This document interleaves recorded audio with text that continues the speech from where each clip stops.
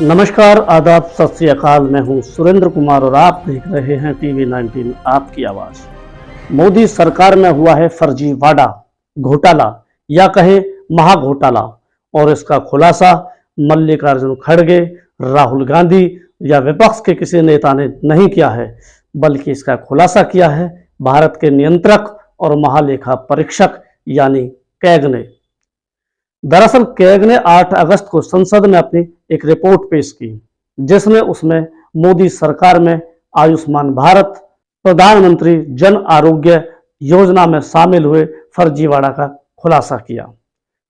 फर्जीवाड़ा भी ऐसा कि सुनकर आपके पैरों तले जमीन खिसक जाएगी। कैग ने अपनी रिपोर्ट में कहा है कि आयुष्मान भारत, प्रधानमंत्री जन आरोग्य योजना में कई फर्जीवाड़े हुए हैं, जिनमें बेनिफिशियरी आइडेंटिफिकेशन सिस्टम यानी BIS के जरिए सबसे बड़ी गड़बड़ी यह सामने आई है कि योजना के लगभग 7.5 लाख लाभार्थियों का मोबाइल नंबर एक ही है। अब जरा सोचिए, 7.5 लाख लोगों का मोबाइल नंबर एक ही है, और ऐसे 7.5 लाख लोगों को एक ही मोबाइल नंबर से आयुष्मान भारत कार्ड को रजिस्टर कर दिया, और मोबाइल नंबर भी ऐसे कि शायद आपने पहले कभी नहीं सुने होंगे। कैग की वेबसाइट पर मौजूद इस ऑडिट रिपोर्ट में इन नंबरों का जिक्र भी किया गया है, जिसके मुताबिक 7,49,820 लाभार्थी BIS डेटाबेस में एक ही नंबर 999999999 यानी 10 times 9 नंबर से जोड़े गए हैं।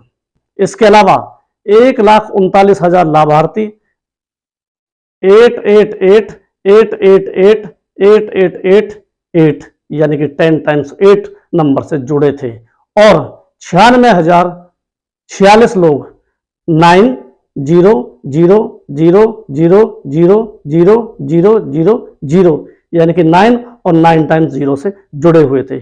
कैग ने अपनी रिपोर्ट में बताया है कि 43,197 घरों में परिवार के सदस्यों की संख्या 11 से 201 तक है। आज के टाइम में आपको लगता है किसी परिवार में 201 लोग इकट्ठे रहते होंगे?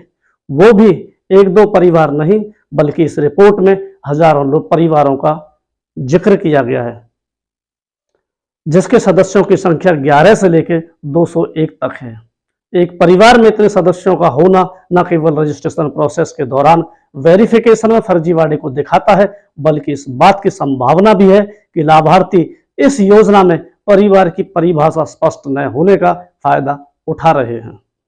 अब आपको बताते हैं कैसे मोदी सरकार में अस्पतालों के साथ मिलकर इस लूट को अंजाम दिया।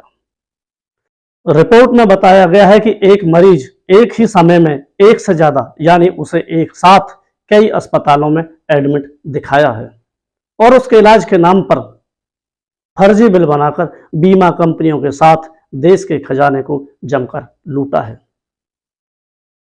रिपोर्ट में बताया गया है कि इलाज के दौरान 88,760 लोगों की मौत हो गई, जो योजना के तहत कार्ड धारक थे।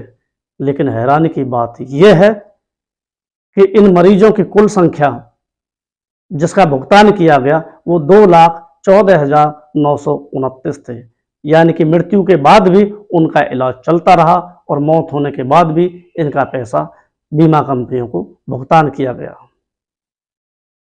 यानी करीब 2.5 बार इनका मृत्यु के बाद भुगतान किया गया। ये मामले ज्यादातर हरियाणा, छत्तीसगढ़, झारखंड, केरल और मध्य प्रदेश से जुड़े थे।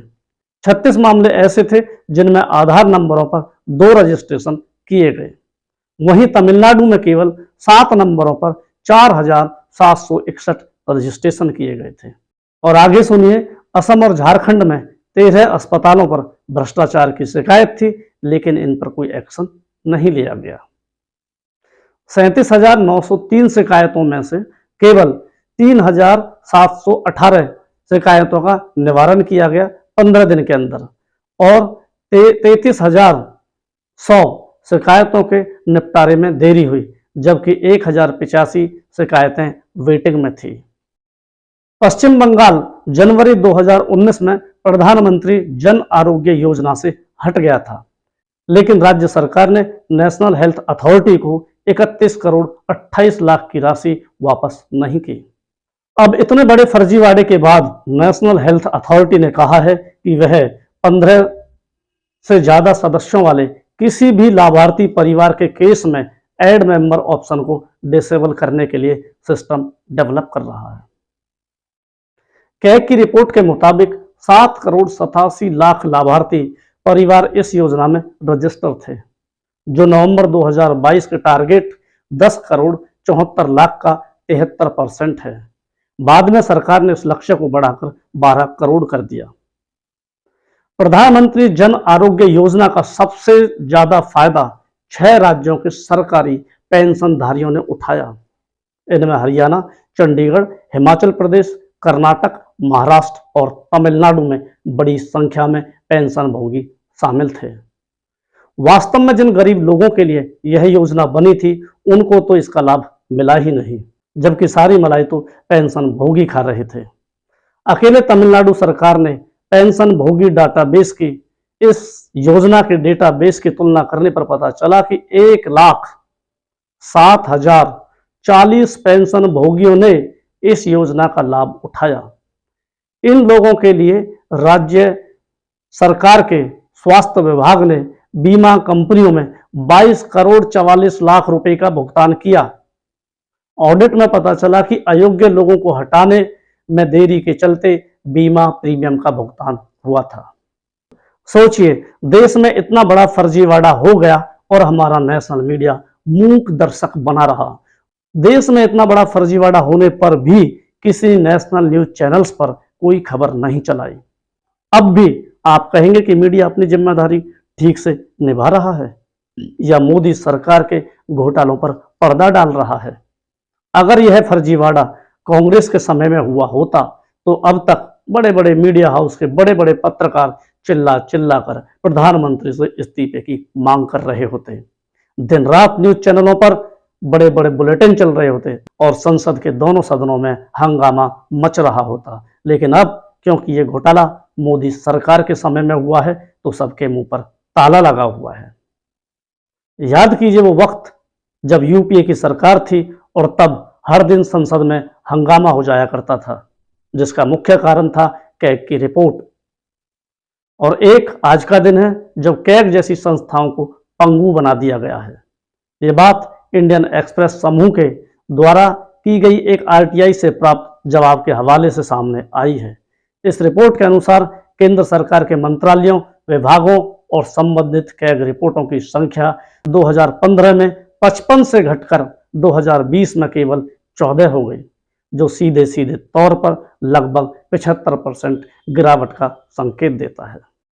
दरअसल मोदी सरकार के कार्यकाल में देश की शीर्ष ऑडिट बॉडी यानी कैग द्वारा लाई गई रिपोर्टों की संख्या में पिछले 5 वर्षों में तेजी से कमी आई है, जो इस बात का इशारा करती है कि सरकार की वित्तीय जवाबदेही कैग की निगाह में आ ही नहीं रही है। अगर कैग सही तरीके से बिना दबाव के अपना काम करे तो और बहुत सारे घोटाले और फर्जीवाड़े आपके सामने होंगे, उनका भी बहुत जल्दी खुलासा हो सकता है। अगर कैग सही तरीके से बिना किसी दबाव के अपना काम करे तो यह क्या कर सकता है, आपको बताते हैं। इसका उदाहरण हम सरदार पटेल के स्टैचू निर्माण में आई कैग रिपोर्ट से देख सकते हैं। इस रिपोर्ट में कैग ने सरकारी तेल कंपनियों पर विश्व की सबसे ऊंची मूर्ति बनाने में CSR फंड के इस्तेमाल पर सवाल उठाए थे। कैग ने कहा कि इन कंपनियों ने वल्लभ भाई पटेल की मूर्ति बनाने पर कॉरपोरेट सोशल रिस्पॉन्सिबिलिटी यानी CSR के तहत कई करोड़ रुपए खर्च किए, जो कि नियम के विरुद्ध है। इसके अलावा 4 अप्रैल 2018 को संसद पहुंची कैग की रिपोर्ट में वित्तीय अनियमितताओं पर सवाल खड़े किए, जिससे पता लगा कि सरकारी राजस्व को 1179 करोड़ रुपए की चपत लगाई गई है। ये अनियमितताएं मार्च 2017 तक के वित्तीय दस्तावेजों की छानबीन के बाद पकड़ में आई थी। माना जा रहा है कि ऐसी रिपोर्ट्स के बाद ही कैग पर मोदी सरकार ने नकेल कस दी। नतीजा ये हुआ कि हर साल जो कैग 50-55 रिपोर्ट बनाने वाला था, अब गिनी चुनी रिपोर्टें ही दे रहा है, जो निस्संदेह सरकार को कटघरे में खड़ा करती है। कमेंट बॉक्स में जाकर जरूर कमेंट्स करें और बताएं कि आपको हमारा ये कार्यक्रम कैसा लगा। और अगर अभी तक आपने हमारे चैनल को सब्सक्राइब नहीं किया है तो प्लीज़ हमारे चैनल को सब्सक्राइब कर दीजिए और बेल आइकन भी दबा दीजिए ताकि आपको हमारे चैनल से जुड़े अपडेट्स मिलते रहें। खबरें और भी हैं, देखते रहिए TV19 आपकी आवाज़। धन्यवाद।